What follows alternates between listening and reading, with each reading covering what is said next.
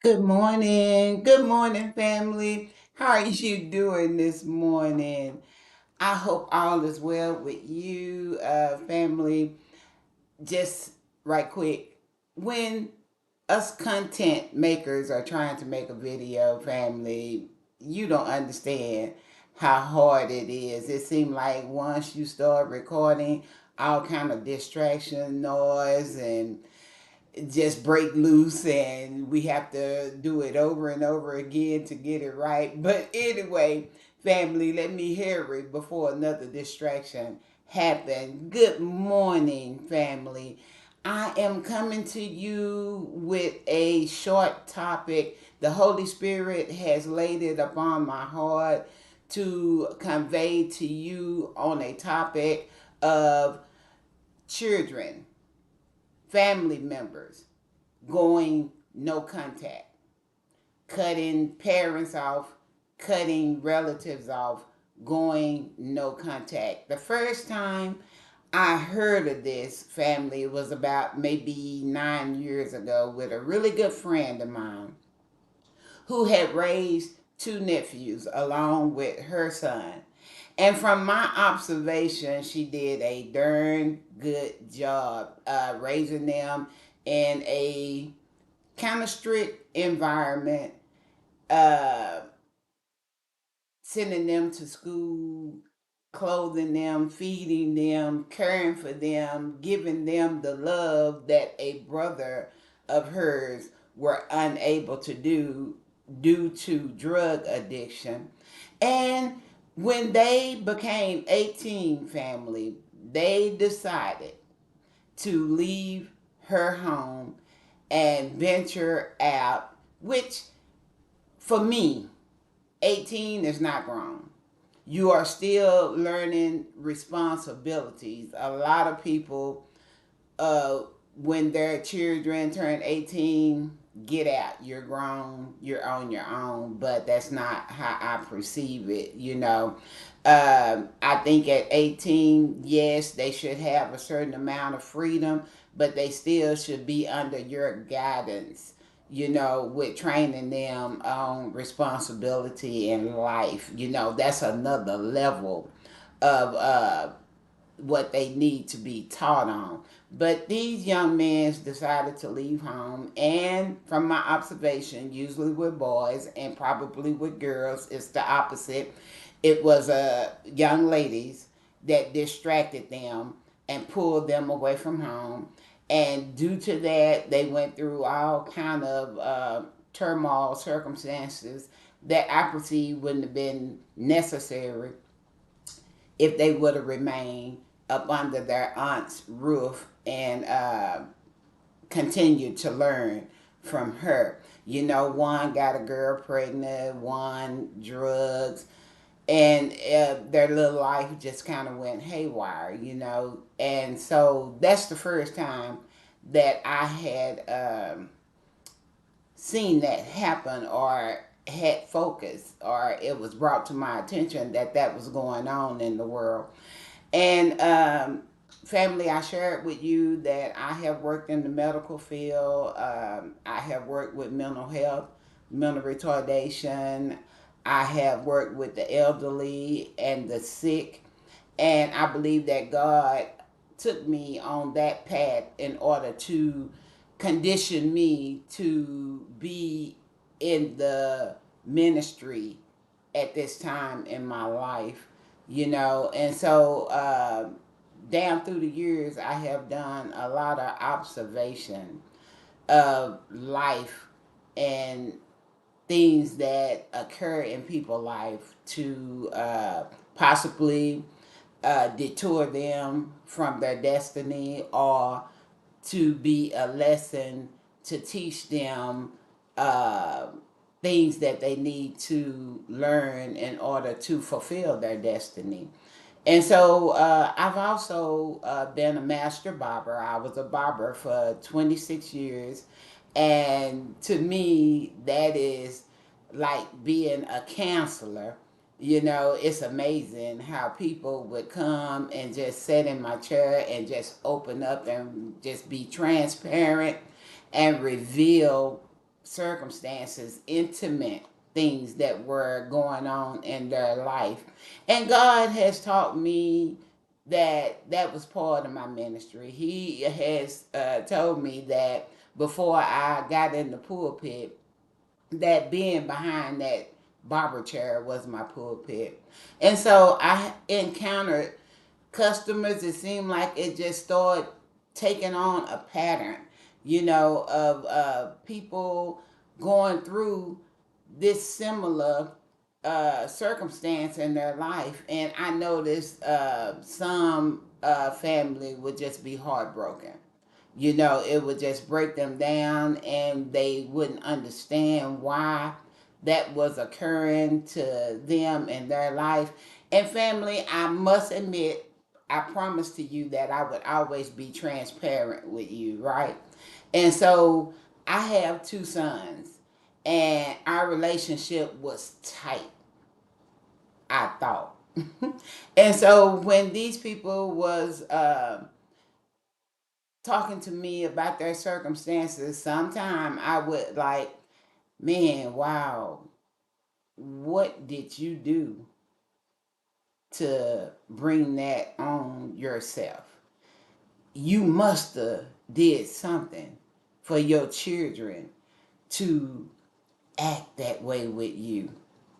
Family, about maybe 5 to 6 years down the line, boom, it happened to me.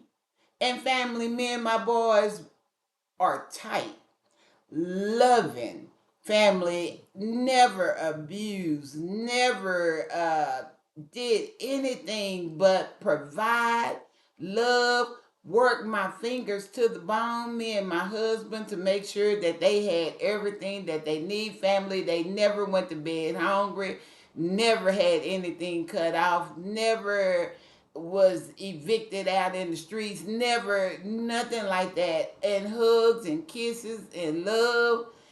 But family, once again, some young ladies entered my son's life that, from my observation at their wedding reception, observing their interaction between them and their family, immediately red flag. I was like, oh wow, because I didn't see no intimacy, no love displayed, no interaction between the young ladies, their mother, their father, and that concerned me.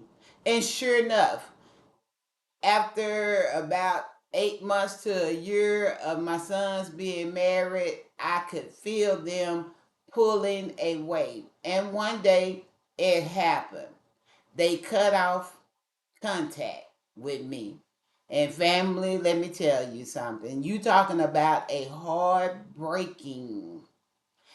For the first time in my life, I actually felt my heart break.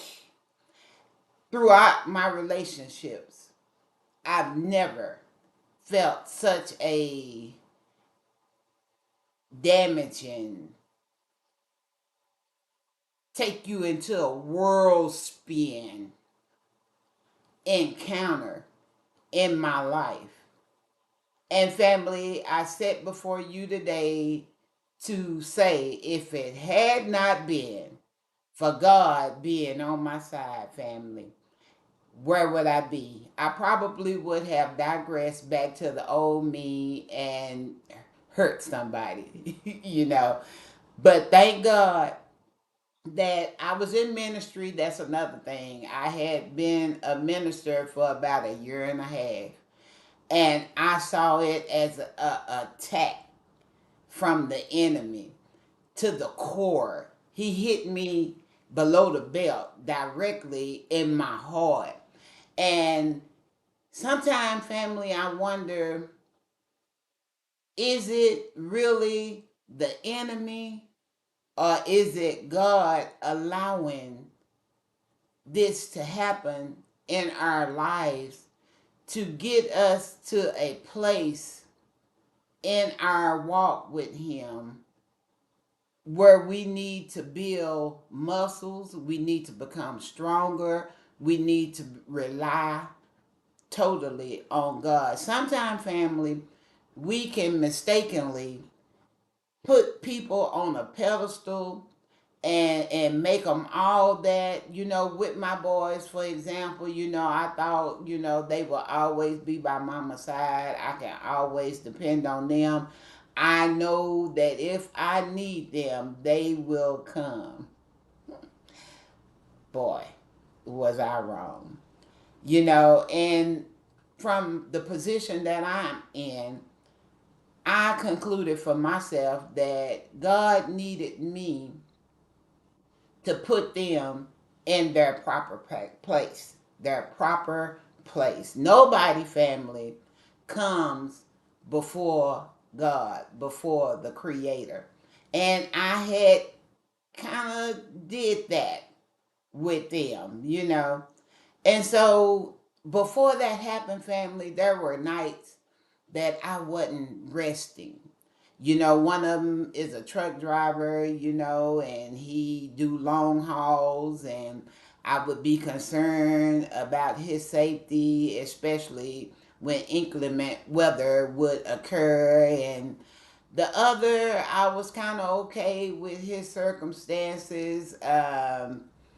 It was a totally different reason for me not having my peace of mind pertaining to him. But the conclusion was that I didn't have peace, and I was distracted.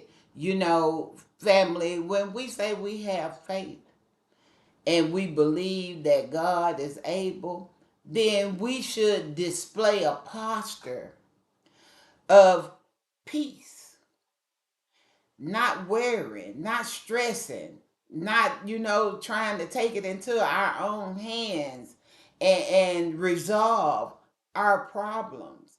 So that's one thing that I concluded for myself. I say, it probably ain't got nothing to do with a devil. It is probably something that I need to go through in order to build my muscles in the spirit realm, in order to really, really fight for my peace of mind, to put God first in my life. And if I believe that God is able, then I should display a posture of peace, happiness. God say the joy of the Lord is my strength. So family, I eventually got myself together and I praised my way through, family. At first I had to fake it, but then family, I realized one day that it had become genuine. I realized one day that my heart was full of love. Family, I would not allow anger. I would not allow my imagination. I was casting down my imagination and I was putting my mind on things that are pure, that are good, that are innocent. Family, I started using my mouth to call those things that be not as though they were. And family, when you take on a posture of belief and peace, and you sit back and you wait on the Lord, God say, be still and know that I am God. Family, out of nowhere, it just turned around. And my relationship with my sons is reestablished. It's stronger than ever. The benefits out of going through what I went through was that when I lay down at night now, family, I lay down with a peace of mind. I lay down knowing that the same God that brought me through time after time after time after time will do the same for my sons and family. If not, I put it all in God's hands. family, and I continue to love. I pray for my enemies, even their wives. Family, looking at it from a bigger picture, I understood the reason why they are like they are. And family, I pray for them that one day that family curse will be broken in their life. So, family, I said all of this to say this to you. Regardless of what happens, regardless of any circumstances of your child disappearing, of them not calling, not having no contact with you, if you did all that you could do to raise them and you love them, family, look in the mirror and ask yourself the question, what can I do to better this circumstance in my life? What is God needing me to see that I can do to put myself in a position where God can take over and I be still and know that He is God? Family, I perceive that the enemy is using loved ones to get next to us because it knows that an enemy can't get close to us. We looking at an enemy and we won't allow that. But our loved ones, our children, our grandchildren, so on and so forth, family, we let them in. We let them close to us. And he knows that is the reason why it's becoming a pandemic of this occurring in family. I can't tell you, being in ministry, how often I hear this occurring. And so, family, you are gonna have to allow God to do it for you. And family, I come before you this morning as a witness, family, that God is able. It's something about sitting in your peace that changes things. Family, I love you. I hope that I have said something in this content that will help you. I do what I do because I love you. It's simple as that. I'm not doing it for any fame, any recognition, any this, that, or the other. I do it if I could just help one, then I'm okay. I've done what I've been called to do. Family, it's raining today in the city, but guess what? It's still a beautiful day. You know why? Because we open our eyes and we have the use of our limbs. We are clothed in our right mind, and God is the head of our life. I will see you again soon. Family, don't forget, if you like the video, family, like the video. If you feel that you want to become a subscriber to my channel, please do. It is so appreciated because I'm going to hang in these YouTube streets until God say stop. Have a blessed day and know that God is in control. Bye-bye.